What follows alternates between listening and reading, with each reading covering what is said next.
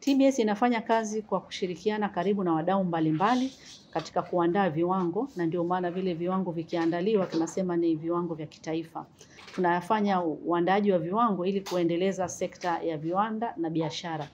Hivyo napenda kutumia fursa hii kuwashukuru wadau wote zikiwemo taasisi za elimu, taasisi za utafiti, mashirika ya umma, wadau wa maendeleo, wazalishaji, wajasiriamali na vyama vya kisekta katika ushiriki wao katika uandaaji wa viwango vya kitaifa, kikanda na kimataifa. Kwa sababu tuna jukumu la kuandaa viwango hivyo katika ngazi ya kitaifa, kikanda na kimataifa. Na kama ambavyo nimesema, tunawashirikisha wadau kutoka maeneo yote haya kuandaa viwango hivyo, na ndio maana basi vikikamilika haviwi viwango vya TBS bali vinakuwa vinaitwa viwango vya kitaifa.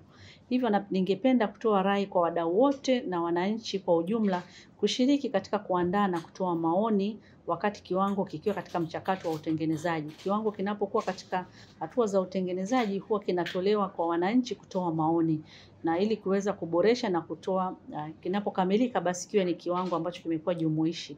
Na katika mchakato huu wa kuandaa kiwango kinapotangazwa ili kiweze kuakisi na kikidhi mahitaji ya jamii yetu. Siku ya leo katika uzinduzi huu wa maadhimisho ya siku ya viwango Afrika ni muhimu sana kwetu. Hii ni njia ya kuenzi juhudi za shirika na ushiriki wa maelfu ya wataalamu waliopo hapa nchini na barani Afrika, ambao wote hutengeneza mikataba ya hiari na mikataba ya lazima ya kiufundi ambayo huchapishwa na mwisho wa siku kuitwa kiwango cha kitaifa au kiwango cha kikanda. Ushiriki wetu katika ngazi ya Afrika ni muhimu kwa sababu utaongeza fursa kwa bidhaa ambazo zinazalishwa hapa nchini kuendelea kukubalika barani Afrika na kwingine kokote duniani. Katika maadhimisho haya siku ya viwango Afrika, tunaenda sambamba na mashindano ya uandishi wa insha kwa wanafunzi wa vyuo vikuu, na tunafanya hivi ili kuendelea kutoa uelewa na ushirikishaji wa wanafunzi ambao tunatarajia wakimaliza basi mafunzo yao ndio watakuwa waajiriwa sehemu mbalimbali, lakini pia labda ni wazalishaji, wajasiriamali au watakaoshiriki katika shughuli mbalimbali za kiuchumi na katika kuendeleza sekta ya viwanda na biashara. Sasa katika kulifanya hilo ndio maana tunakuwa na mashindano ya uandishi wa insha katika wanafunzi wa vyuo vikuu, ambapo washindi wake huenda kushindanishwa katika ngazi ya bara ya Afrika. Wale wanaopatikana katika ngazi ya nchi basi wanaenda kushindanishwa na wale wanaopatikana katika nchi zingine basi na kupata washindi wa bara ya Afrika.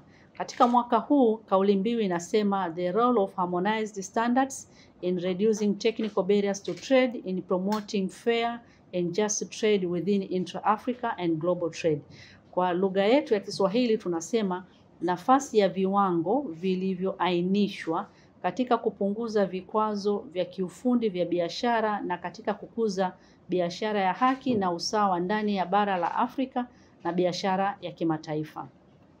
Hivyo leo tunazindua rasmi mashindano haya na tunawahamasisha basi wanachuo wote kushiriki ili kuweza kupata washindi watakaoweza kuiwakilisha Tanzania katika ngazi ya bara la Afrika. Washindi hawa watatangazwa rasmi wakati wa kilele cha maadhimisho ya siku ya viwango barani Afrika ambayo tunatarajia yatafanyika mwezi Machi mwaka 2026.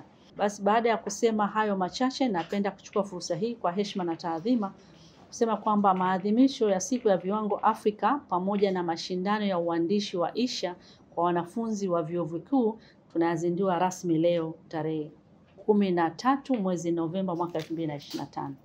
Asanteni kwa kunisikiliza.